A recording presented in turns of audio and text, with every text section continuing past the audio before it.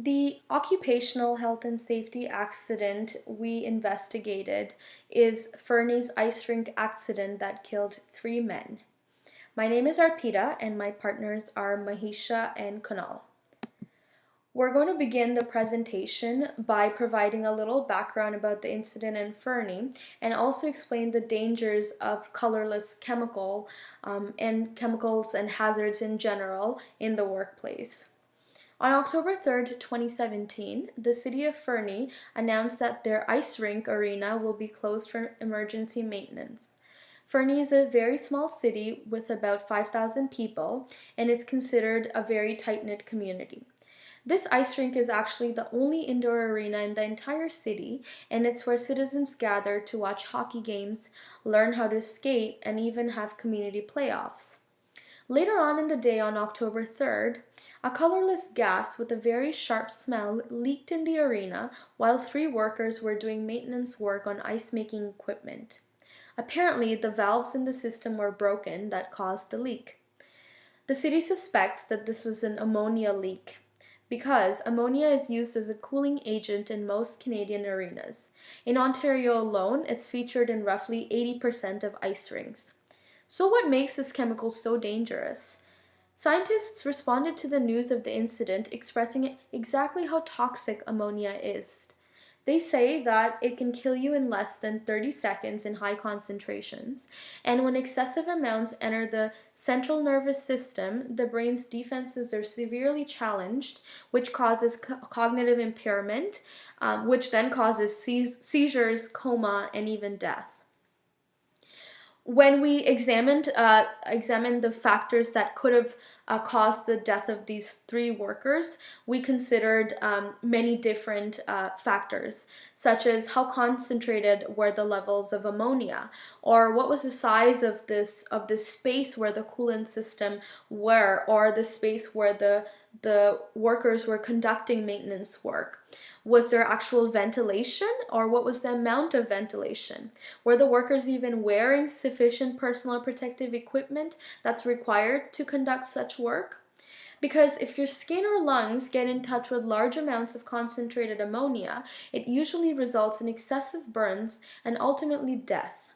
Since this is an ongoing case and the RCMP and WorkSafe BC are still conducting investigation against the city of Fernie, we made a lot of assumptions based on evidence and details about the accident. We want to talk about the immediate response to this incident that the community had. So following the leak, the Fernie Fire Department were the first to respond very quickly to this news, and a state of emergency remained in effect for 6 days.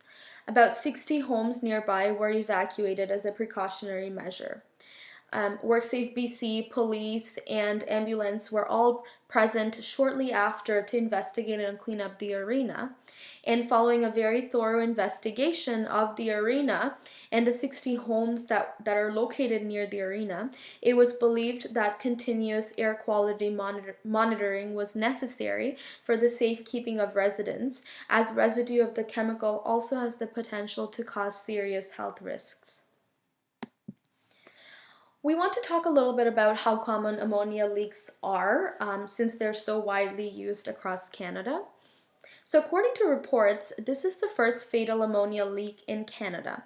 In the past, there have been 40 other reports involving ammonia leak across British Columbia between 2007 and 2015, but only 10 have caused serious injuries.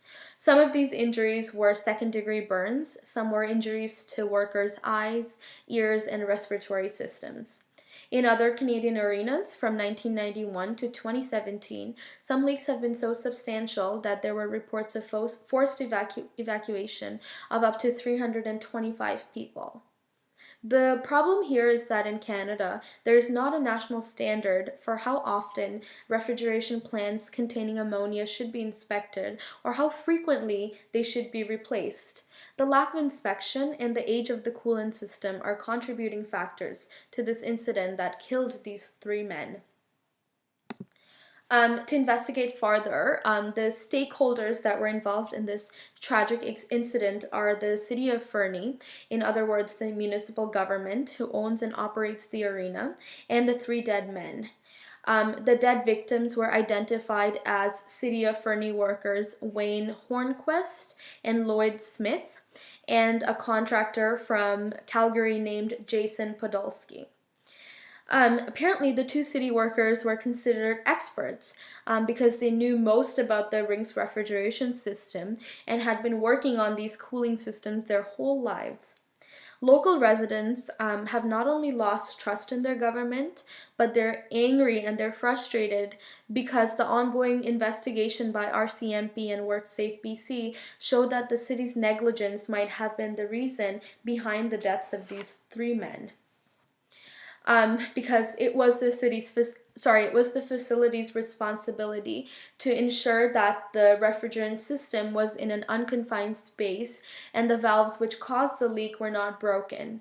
So by not complying with appropriate safety measures, the municipal government of Fernie can potentially be held responsible for this tragic accident. We want to talk about whether this accident was preventable. So we want to talk a little bit about the importance of different interventions that health and safety programs in the workplace can implement. As we know, health and safety programs are important to prevent injury and illness in the workplace, as these programs help employers and employees understand and be knowledgeable of potential hazards that they're exposed to on a daily basis. In this case, an effective way to eliminate risk of exposure to ammonia would be by evaluating what type of safety intervention would have been most suitable, whether it would be engineering control, administrative control, or the use of personal protective equipment. We decided to pose several questions that management could have asked to prevent this accident. In terms of engineering control, the questions that management could have considered could be, could a process that generates less ammonia be used? Could ventilation have been improved? Could ammonia producing tasks be enclosed by barriers that prevent gas from leaking into other areas of the workplace?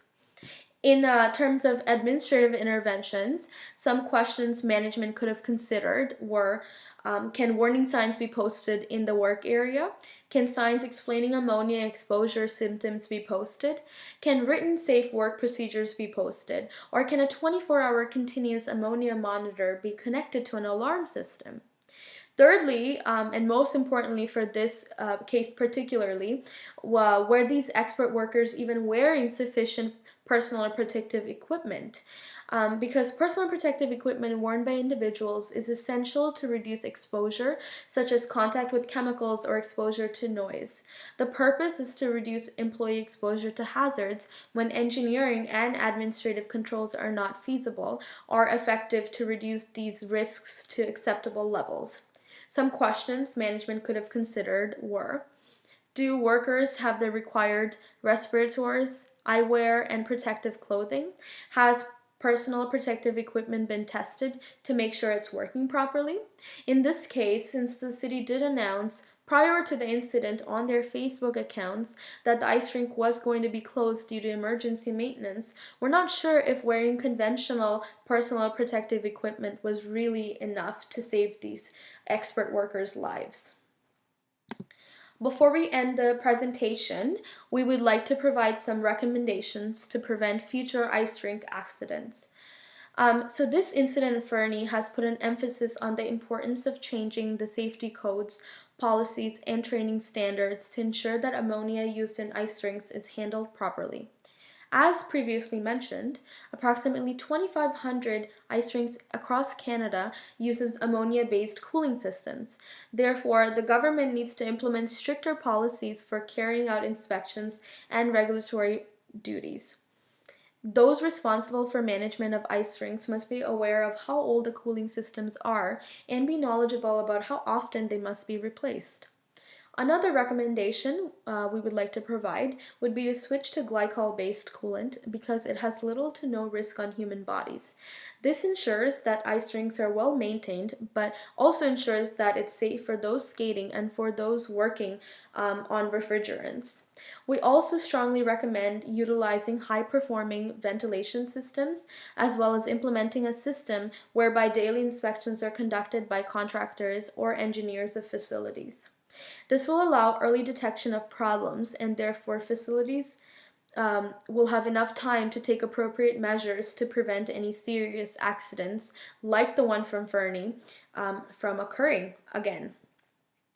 And with this, we would like to conclude our presentation. Thank you so much for listening.